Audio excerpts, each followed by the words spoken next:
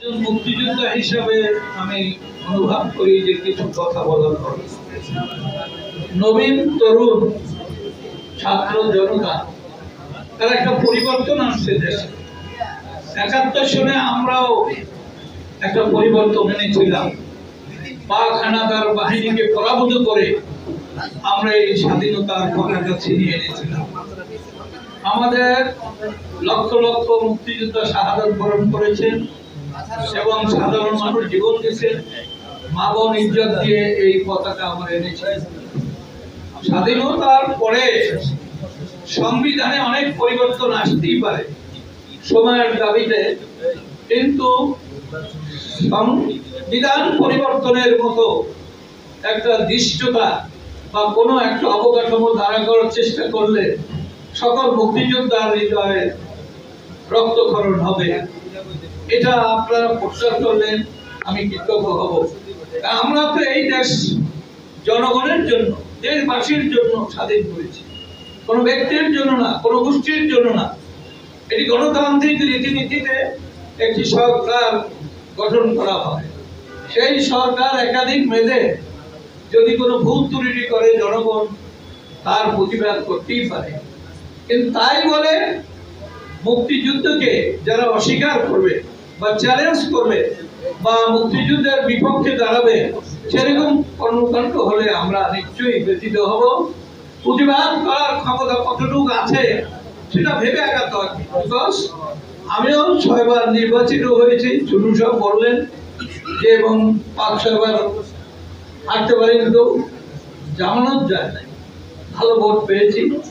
আর যদি আওয়ামী লীগ বিএনপির সাথে সব সময় করতাম তা মিলে সব দরবার হয়ে যেত, কিন্তু আমি সেটা করি নাই। জাতীয় পার্টির পতাকা নিয়ে হোসেন মোহাম্মদ এরশাদ সাহেবের সাথে আমি 17 বছর মহাসচিব ছিলাম, আপনারা জানেন। এবং তার মৃত্যুর পরে জিএম কাদের যেভাবে এই পার্টির দায়িত্ব নিয়েছেন সেটা গণতান্ত্রিক না। রাতের অন্ধকারে তিনি কয়েকটি লোক নিয়ে দরজা জানলা ভেঙে যদি ঘুমের থেকে উঠে সে ক্ষমতা নিয়ে থাকেন, তার জন্য একটি মামলা হতে পারে।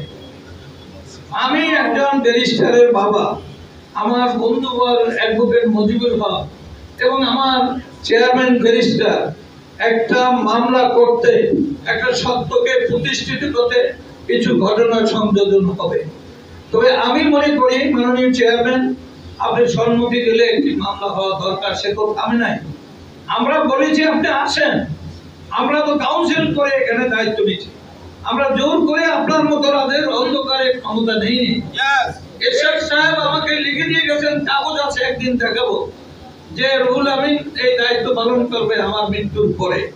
কিন্তু আমাকে তো ভাবতে হচ্ছে, ব্যারিস্টার আলী সাহেব আছেন, ফিরোজ ভাই আছেন, সাত্তার ভাই আছেন এবং আনোয়ার মঞ্জু আছেন, শেখ শহীদ আছেন, জামাল হায়দার আছেন, তারা সবাই পয়সায় আমার চিনেন। আমি কাজ করার সুযোগ এবং সম্মানটা থাকলেই হয়, আমি চেয়ারম্যান হইতে কখনো চাইনি। কিন্তু কাদের সব যেভাবে চেয়ারম্যান হয়েছে, একজন পরিপক্ক অনভিজ্ঞ মানুষ রাজনীতিতে, তিনি একটা ছোট্ট চাকরি করতেন, কিন্তু ভাই হিসাবে এরশাদ সাহেব আমরা মেনে নিয়েছিলাম। কিন্তু তার আচরণ, তার ব্যবহার, তার সিদ্ধান্ত সবগুলোই কর্তৃত্ববাদী এবং মনে হইল একজন স্বৈরাচারের কাছে একটি দল আছে। যখন তিনি একটা কাউন্সিলের কথা ডাক দিলেন, সেটা পেছিমের সিদ্ধান্ত ছিল, আমরাও ছিলাম, তখন আমরা জানালাম যে ব্যারিস্টার ইসলাম মাহমুদ রুহুল আমিন আওলাদার একটা প্যানেল দিতে পারে, দেই নাই তো। উনি এসে বাসায় আর লোকজন যদি বলতো একটা সমন্বয় করবো, একটা যৌথ নেতৃত্ব সৃষ্টি করবো, কিন্তু সেদিকে তিনি তাকালেন না। আমরা এই দেশকে একত্রিত করেছিলাম, জাতীয় পার্টির পতাকা তলে লক্ষ লক্ষ মানুষ এসেছিল। স্বরাজ উদ্যানের কথা আপনাদের মনে আছে, সেই সমাবেশের কথা। কিন্তু ওনার কাছ থেকে আশা করছিলাম যে উনি ওইভাবে দলটাকে শক্তিশালী করবেন। এই মহাসচিব, সেটা বড় কথা না, চেয়ারম্যানের নেতৃত্বে একটা দল আগায়, নাম তো চেয়ারম্যানই থাকে, পতাকা চেয়ারম্যানের হাতেই থাকে, সেখানে তিনি সম্পূর্ণ ব্যর্থ হয়েছে। তাই আজকে একটি নির্বাচন সামনে আসবে, এটি পরিবর্তন আসছে। 5ই আগস্টে স্বাভাবিকভাবে আমাদের নির্বাচনে যেতে হবে। আমরা দলকে সংগঠিত করব, মানুষের কাছে যাব, হোসেন মোহাম্মদ এরশাদের সকল নির্মাণ, উন্নয়ন, সংস্কার, কল্যাণ, মানব সেবার কথা আমরা তুলে ধরবো। মানুষ যদি আমাদের পক্ষে আসে, আমরা সংখ্যাগরিষ্ঠতা পেতে পারি। যদি নাও পাই, অনেক মানুষ আমাদের ভোট দেবে, অনেক মানুষ সমর্থন দেবে, সেটা আমরা বিশ্বাস করি। আমরা দলকে এগিয়ে নিয়ে যাব, এই প্রত্যাশা নিয়েই আমরা কাউন্সিল করেছি। কাউন্সিলররা আমাদেরকে নির্বাচিত করেছেন, আপনারা জানেন। নির্বাচিত চেয়ারম্যান আমাদের ব্যারিস্টার আনিস ইসলাম মাহমুদ, এবং যে সময় আমরা কাউন্সিল করি তাদের সবকে আমরা চিঠি দিয়েছিলাম, আমন্ত্রণ জানিয়েছিলাম, কিন্তু তিনি আসেন নাই। তিনি কয়েকটি লোককে ওখানে থামিয়ে দিলেন। এবং দেখুন, আমরা আইনের আওতায়, সংবিধান মোতাবেক, গঠনতন্ত্র মোতাবেক আমাদের কাউন্সিল হয়েছে। সকল কিছু রেখে আমরা নির্বাচন কমিশনে আমাদের লাঙ্গলের কথা বলেছি। আরো বিস্তারিত আমাদের চেয়ারম্যান সাহেব বলবেন, তিনি আইনের বিশেষজ্ঞ, ব্যারিস্টার, নির্ভুল ভাবে বলবেন। আমি আগাবো না, আমি শুধু এই কথা বলবো, ভাই বোনেরা, দেশটা কিন্তু একটি অনিশ্চয়তার মধ্যে চলছে। দেশের মানুষ শান্তিতে রাতে ঘুমাতে পারে না। সকালে বের হলে তার ছেলে, তার স্বামী, তার বন্ধু, তার ভাই, তার সন্তান বাসায় ফিরবে কিনা সেটা কোনো নিশ্চয়তা নেই। গত 1 বছরে আমাদের মাননীয় প্রধান উপদেষ্টা, তিনি অনেক মায়ের ভোট খালি হয়েছে, আপনি দেখেছেন, নীরবে কোনো ব্যবস্থা নেন নাই। এই অপরগতার জন্য তিনি কি সিদ্ধান্ত নেবেন? আপনি যেখানেই যান, ফ্রান্স থেকে এসেছেন, কিন্তু আমরা কিন্তু আপনার এই অপরগতার কথা বলবো না। ইতিহাসের পাতায় আপনি একজন ব্যর্থ সরকার প্রধান হিসাবে সেটা লিপিবদ্ধ হবে, ইতিহাস কিন্তু নীরবে লিখতেই থাকবে।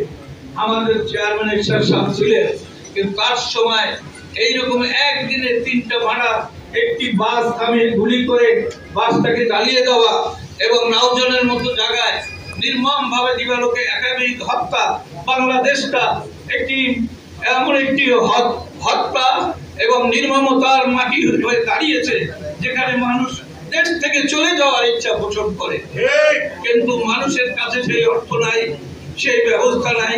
এবং আরো কতগুলো ব্যাপার আছে, এটা আনিস ভাই বলবেন, যে ভুটানের মতো জায়গায় আমরা ভিসা পাচ্ছি না। আমরা পার্শ্ববর্তী দেশ ভারতে ভিসা পেতে কত কষ্ট হয়, এবং আমেরিকার ভিসা প্রায় বন্ধ, ইউরোপের ভিসা পাওয়া যাচ্ছে না। এই যে দুরবস্থা জনজীবনে, রাষ্ট্রের মানুষের কাছে, সেদিকে উনি তাকাচ্ছেন না।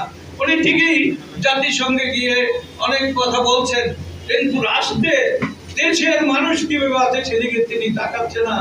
এই দুর্বিষহ অবস্থা থেকে একটি পরিত্রাণের জন্য দেশের মানুষ কিন্তু জেগে উঠছে।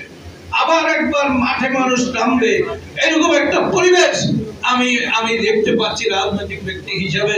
কারণ আমরা ক্ষুধা, দারিদ্রতা মানুষকে কিন্তু ঘরে বসে থাকতে দেবে না, ঘরের থেকে বের করে নিয়ে আসবে, মাঠে নামবে। বাজার, বন্দর, শহর, অলিগলি আজকে চালু আছে, এগুলো পরিপূর্ণভাবে থেমে যাবে যদি হত্যা না থামে। এই বাজার ঘাট দখল, চাঁদাবাজি, মানুষকে অপমান এবং মিছিলের উপরে আক্রমণ, একটা অনিশ্চয়তা সর্বক্ষেত্রে দেখা দিচ্ছে।